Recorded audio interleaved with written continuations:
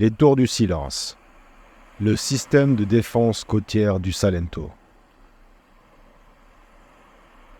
Elle se dresse seule face à la mer, vieille sentinelle de pierre oubliée par le temps, mais pas par l'histoire. Torre Lapilo, Torre Chianca, Torre Colimena, on les appelle les Torri Costiere, les tours côtières. Mais pourquoi sont-elles là? Et que gardent-elles vraiment?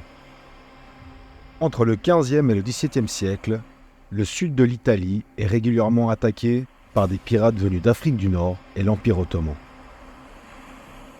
Ces raids maritimes, appelés razzi, terrorisent les populations du Salento.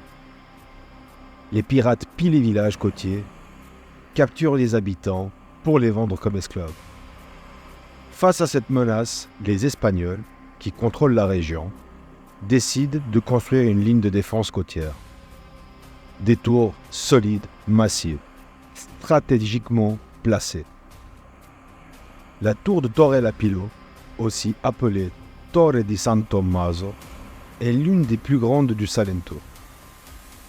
Construite entre 1568 et 1570, elle mesure 17 mètres de haut avec une base carrée de 16 mètres. Elle pouvait accueillir jusqu'à 4 soldats et 2 cavaliers, qui surveillaient la mer 24 heures sur 24. Si une voile ennemie était repérée, ils allumaient un feu en haut de la tour, immédiatement visible depuis la tour voisine. Un système d'alerte rapide, avant l'invention du téléphone ou de l'électricité. Chaque tour était placée à vue directe de la suivante, formant une véritable chaîne d'alerte optique. Le feu la nuit, la fumée le jour. Dès qu'un danger était détecté, le signal se propageait de tour en tour jusqu'aux villes de l'intérieur, permettant aux habitants de se cacher ou de préparer la défense. Ce réseau allait de Gallipoli à Brindisi et même jusqu'en Calabre. Certaines tours disposaient même de petits canons et de souterrains en cas de siège. Avec la fin des raids barbaresques au XIXe siècle, les tours perdent leur utilité militaire. Elles sont peu à peu abandonnées, envahies par le sable, les plantes et le silence.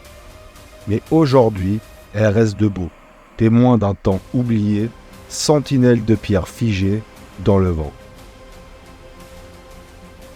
Certaines sont restaurées, d'autres en ruine. Mais tout porte la mémoire d'une époque où le danger venait de la mer. La prochaine fois que vous passez devant Torre Lapilo, levez les yeux. Elle ne vous parlera pas, mais elle veille encore.